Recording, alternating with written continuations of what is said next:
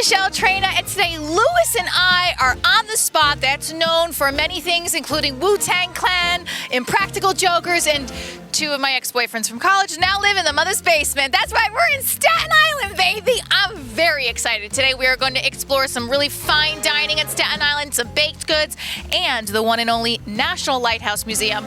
Let's get our ferry on, Staten Island.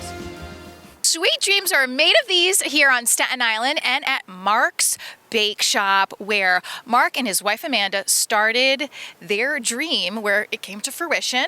Okay, we're gonna have a St. Joseph Zeppeli, carrot cake, cookies. They also are offering cookie classes here. Let's go inside and get our baked goods on.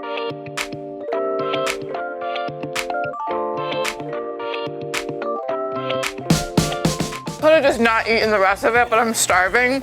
I'm here with one of the owners and the lead pastry chef, Mark and Tasia. Did I say that correctly? Yes. And pastry chef, is that the correct term? I would probably more be considered a baker than a pastry chef. Like a pastry chef is kind of like fine Yes. types of pastries. We more cakes and breads and stuff. Yeah. So. He is the quintessential baker. Okay, you might have seen him on Sugar Rush on Netflix, which is awesome. I was like Googling you guys. I'm like, you guys have this great story about Mark's Bake Shop. Can you tell us a little about the journey with you and your wife?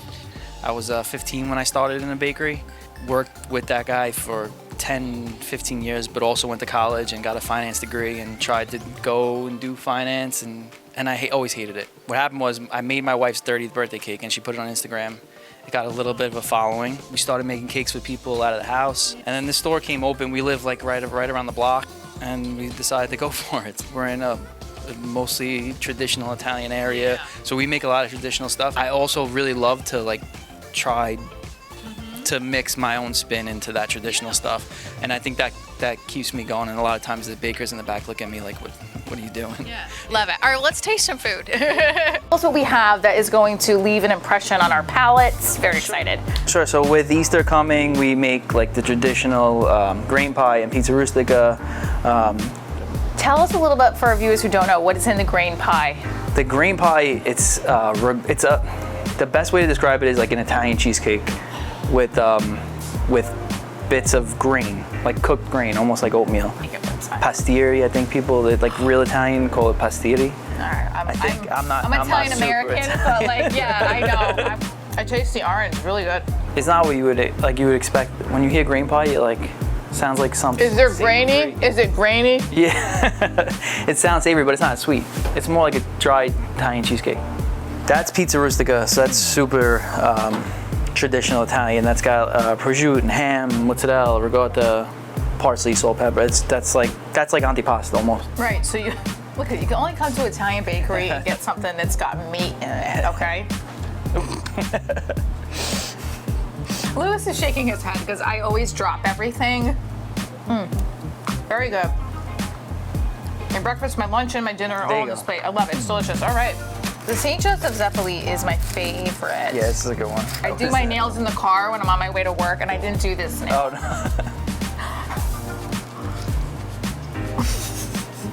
Oh, very good. You said you have a donut of the month here? Every month we change 2 donuts. So this month we have, this is one of them. This is the, you know Samoa, like a Girl Scout cookie? Yes, I have 2 boxes of Samoas in my house right now. So it's one of my favorite cookies. I love Samoas. So this is filled with caramel, and then there's toasted coconut and chocolate on top. It looks like the Samoa cookie. Yeah. I love that. Okay. Yeah, that's a good How about one. this little fella over here?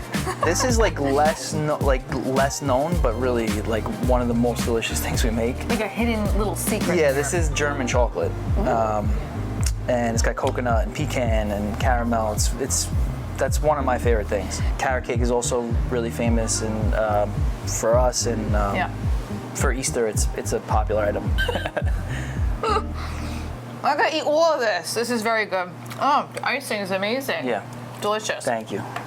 We're gonna have to take this to go. This is so amazing. So what do you hope customers, when they come in here and experience all of your amazing baked goods, what do they walk away with feeling and saying to themselves? I always like for people to feel like they, it's like homemade. It's more homemade than it is like something that's like super delicate looking and something you could eat, like you dig your hand. Yeah, it's not like one of those cakes or those cupcakes that look like you can't, it's not actual food. Like this looks like food and it tastes like food and it's amazing. You got to get down to Mark's Bake Shop. Cheers on all of this baked goods. Let's stick this on it to go. There you go. We'll box it up. Yeah. We are at the National Lighthouse Museum here in Staten Island, right where the ferry takes off from Manhattan. Really exciting to explore the National Lighthouse Museum, and I'm going to place a pin on where I am from, which is pretty cool. There's been people from all over the world here. I'm very excited. Let's shine a little light over here on the National Lighthouse Museum. We're here with the one and only Danielle Mann, who is the site manager at the National Lighthouse Museum here in Staten Island. First of all, Danielle, this looks so beautiful. We're right here on the water. Yeah. Okay, so this is probably a silly question, but is there a light that's gonna shine to the boats? In we the don't museum. have a lighthouse anymore on the site. Right, okay. Oh, let's just start exploring the National Lighthouse Museum because I'm very excited to see what it has to offer.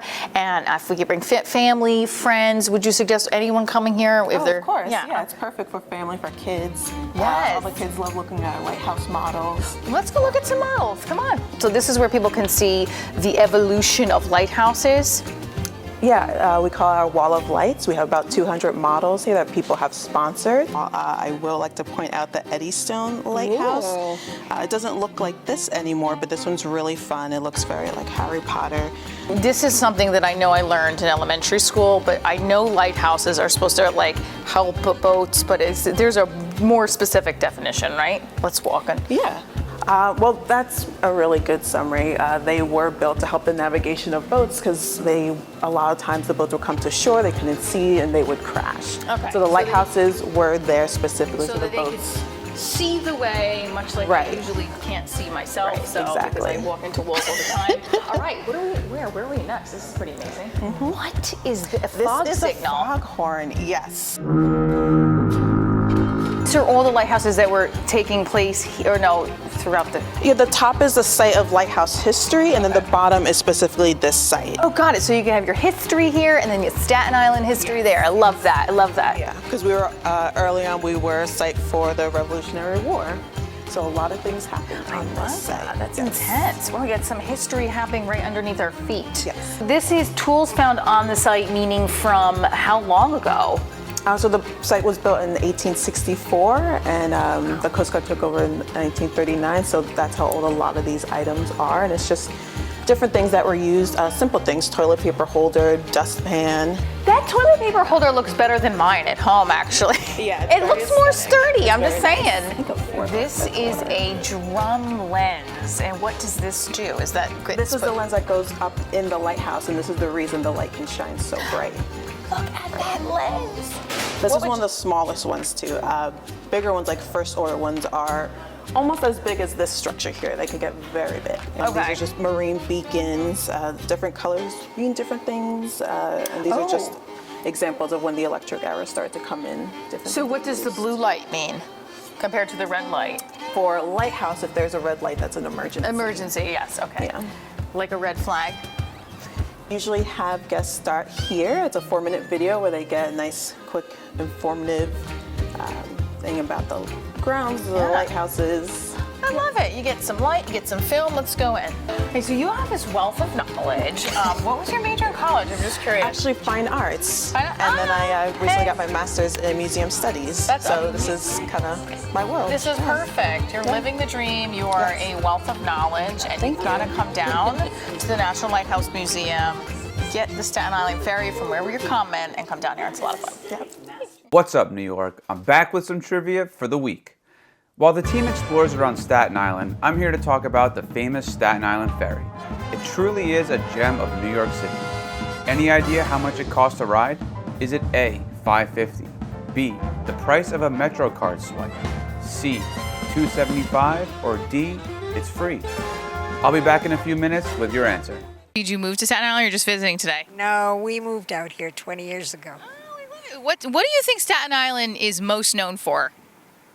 Being the forgotten borough. It's not forgotten today. We're highlighting it all the episodes. Exactly. Yes. The water's a very beautiful day out. How often do you take the Staten Island ferry? Almost every day. You heard it here first. This is the borough that is not going to be forgotten. Staten Island is known to be the borough of parks. Lewis brought that fun fact up to me. And what a beautiful, almost spring day we're exploring here in Staten Island. I love me some Staten Island. Here for Staten Island. Staten Island as a whole. The whole island. The whole island, the parks in specifically, I guess. Staten Island Greenbelt. Yeah, the parks are awesome, and the people. Yeah, I love that. I feel like someone was saying they're the forgotten borough. Do you agree? Not if you live here. Yeah, that's fine. Right? Yes, I think we found our next MOS. It's the ducks. Ducks, what are you loving about New York on this almost spring day? Did someone quack or was That was me. Quack, quack. What do you think Staten Island is known for in New York City? I don't know. I don't know if it has such a great reputation to the rest of the city. But it is. It's a beautiful borough, right? Let's keep it a secret. It's the best kept secret in New York. How about that? Would you have a favorite spot that you go eat in Staten Island? That you'd like to give a shout out to? Not really, no. They're all so great. Were you born and raised in Staten Island? Brooklyn. Brooklyn. Yeah. But you came from Brooklyn to Staten Island, baby. A long time ago, like 30 years, so I don't know if that counts as a Staten Islander now. It counts. Any words for fellow New Yorkers or anyone who's coming into New York about Staten Island? What would you suggest? Just stay. It's crowded enough. Stay where you are.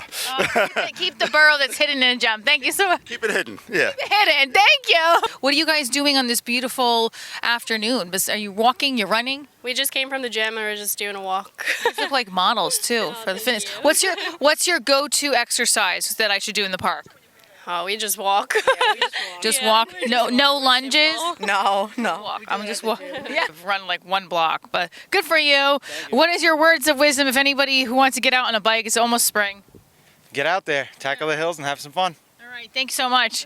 Woo woo. Some skaters on there. Are you guys professional roller skaters? Absolutely not. You look like it. I appreciate that. I'm a high school music teacher. Actually, I have not skated in 9 months because I'm recovering from cancer.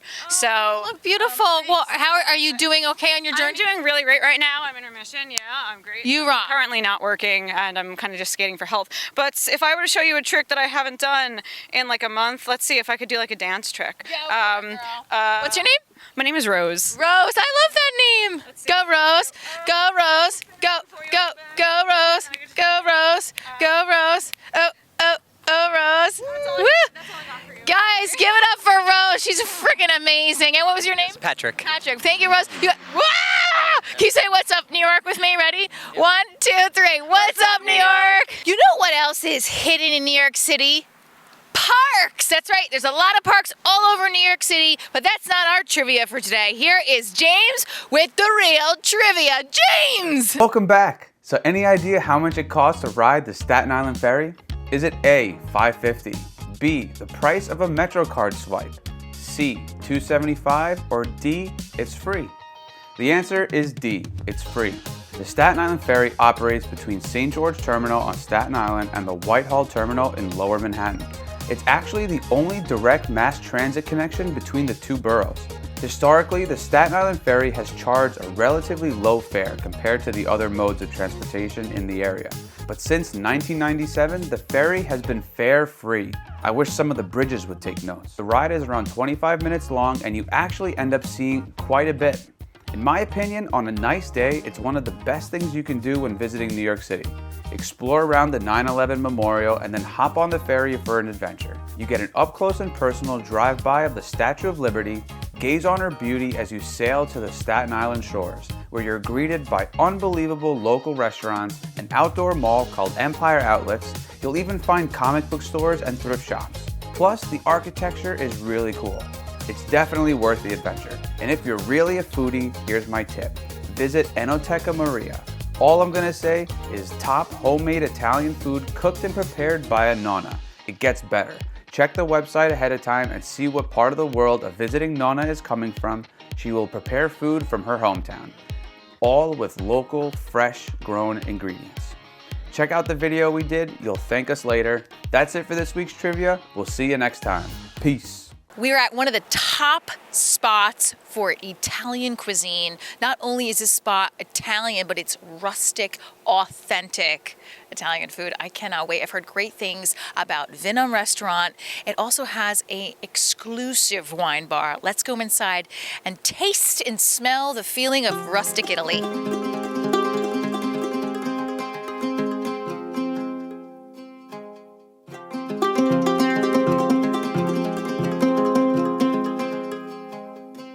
a lot of freaking pepper. Grated fresh. So you eat them. Here. Cameraman. Nice. I am here with the one, the only, the head chef, Maximos. Am I saying it right? No. Definitely not. You got to tell me. Massimo. Massimo. I got too nervous. You're a powerful chef, and I'm intimidated by you. You're so full of it right now. So tell us what Vinum means to you and what inspired you behind the entrees and the essence of Vinum. Well, vinum, the word itself, is a Latin word for wine. So obviously we opened up in the beginning mainly as a wine bar with a lot of like finger food. You know, when I say finger food, it's not like, you know, pigs in a blanket, but you know, cured meats, charcuteries, cheeses, a lot of appetizers, and then went into some pastas, and we grew from there. So we're not just a wine bar, we're a full-blown restaurant. What kind of feeling do you want your customers to have when they leave Vinum? I mean, by look of it, I rebuilt basically what, you know, it brings me back home. These are a dime a dozen throughout Italy in the countryside. Here, you don't see many places that look like this. Definitely not in Staten Island. And also my cuisine here is very Italian. Look at that. You gotta get a nice chunk and you gotta grate it fresh. Pepper. Today I'm gonna make my little extra elbow grease. I'm gonna find a chicken parmesan here. I like one, but you don't find it here because this is an Italian trattoria. It's great. I'm sorry. Oh my God, this is beautiful. I opened, it was only the first room. Then I did the second room, and that was it. Then COVID happened. I said, wait a minute, I got this, so we built it out. Yeah. So this was kind of a COVID inspired, but it's a beautiful COVID inspiration. And it also looks like, to me, it looks like it's been here forever, even though we've only been here for 7 years. It's still a really long time, and that's amazing. That's true too, right? All right, let's get to eating. Come on, baby. All right, cheers. We're gonna try the papa. All right. Cacio e pepe. Cacio e pepe. We're gonna try the cacio e pepe before it gets cold. We don't want it to get cold. No. Cheers. Okay. A little bit for me.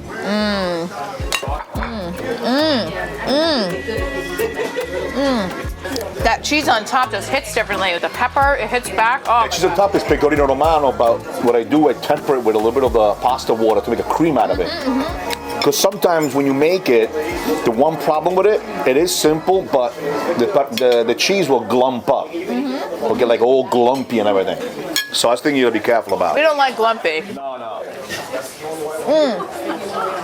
And now we got other stuff to taste. I mean, this is so good. We're gonna dig into this rabbit now. I know Louis captured the behind the scenes, but what should it like? What is my body and mind gonna feel when I taste What's the my rabbit? body and mind gonna feel? I don't know. I'm gonna slap you on the back of the neck. They're gonna be moist, juicy, the meat is gonna be sweet, and then you're gonna feel a little bit of the saltiness from the prosciutto, and the sweetness from the marsala, and the intense flavor from the mushrooms. So like a Tuscan romance. Yes, that's it. That's exactly what I was gonna say. Come on, girl. Not bad.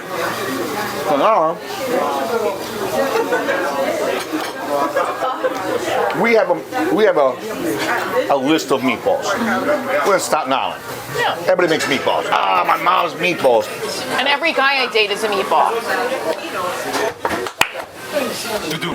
If I had $1 for each time everybody tells me my mom makes the best meatballs, well, aside from the regular meatballs, we make other ones. Which people, I swear to God, people tell me your meatballs are like crack. This particularly. This is veal, ground veal. In the middle, there's a little bit chunk of a fontina cheese that melts, and the whole sauce is a creamy wild mushroom and truffle sauce. Oh my gosh.